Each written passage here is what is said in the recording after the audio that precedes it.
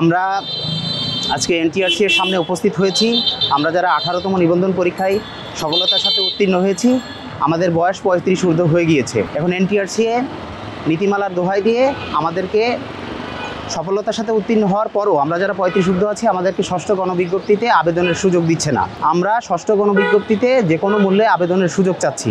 আবেদন করার সুযোগ আমাদেরকে দিতে হবে, এটাই আমাদের একটাই দাবি। এবং আমাদের এই দাবিতে আমরা অনড় অবস্থান নিয়েছি। আমাদের দাবি যতক্ষণ না পর্যন্ত আদায় হবে, আমরা এখানে অবস্থান কর্মসূচিতে থাকব। আমরা সরকারের উচ্চপদস্থ কর্মকর্তা বা বিভিন্ন মন্ত্রণালয়ে গিয়েছি। যেমন আমরা প্রধান উপদেষ্টার কার্যালয়ে আমরা আমাদের স্মারকলিপি দিয়ে এসেছি। আমরা শিক্ষা উপদেষ্টা বরাবর স্মারকলিপি দিয়েছি। আমরা উচ্চ মাধ্যমিক শিক্ষা মন্ত্রণালয়ে সিনিয়র সচিব বরাবর আমরা স্মারকলিপি দিয়েছি। আমরা এনটিআরসি-কে স্মারকলিপি দিয়েছি যে আমাদেরকে অবশ্যই যারা 18তমতে আমরা উত্তীর্ণ হয়েছি, কিন্তু কয়েকটা দিনের জন্য, কয়েক মাসের জন্য বয়স 35 ঊর্ধ্ব হয়ে গিয়েছে। ওয়ালটন আবারও মিলিনিয়ার অফারে ওয়ালটন ফ্রিজ কিনে আপনিও হয়ে যেতে পারেন মিলিয়নিয়ার। মিলিনিয়ার ছড়াছড়ি দেশ জুড়ে, এটা শুধু ওয়ালটনই পারে।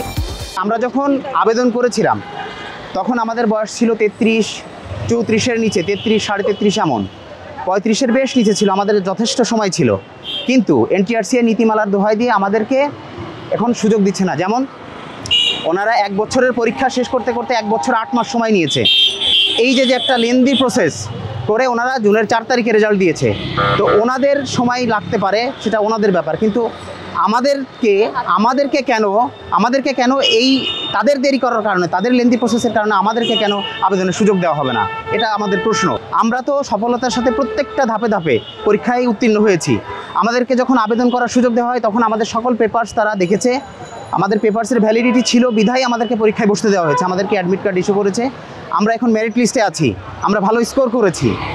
এরপরও কেন তাদের পরীক্ষার বা তাদের প্রসেসে বিলম্ব হওয়ার পরেও তাদের কারণে কেন আমরা ভুক্তভোগী হব? আমাদের দাবি, আমাদেরকে অবশ্যই ষষ্ঠ গণবিজ্ঞপ্তিতে আবেদন করার সুযোগ দিতে হবে। এরপর আমরা আমাদের মেধা স্কোর, আমাদের মেরিট লিস্ট অনুযায়ী আমরা যদি চাকরির যোগ্য হই তাহলে আমরা চাকরি পাবো, সেটা হচ্ছে পরের কথা। কিন্তু এখন আমাদের দাবি যেটা, আমাদের ষষ্ঠ গণবিজ্ঞপ্তিতেই আবেদন করতে হবে। আজকে 22 তারিখ, আজকে 12টা থেকে আবেদন শুরু হয়ে যাবে। আবেদনটা শেষ হবে জুলাই মাসের 10 তারিখে, সময়ও হাতে কম। আমরা চাচ্ছি ঊর্ধ্বতন কর্মকর্তা বিভিন্ন যেখানে আমরা স্মারকলিপি দিয়েছি ওনাদের সদাই দৃষ্টি আকর্ষণ করছি, আমাদের যেন অবশ্যই আমাদেরকে ষষ্ঠ গণবিজ্ঞপ্তিতে আবেদনের সুযোগ দেওয়া হয়।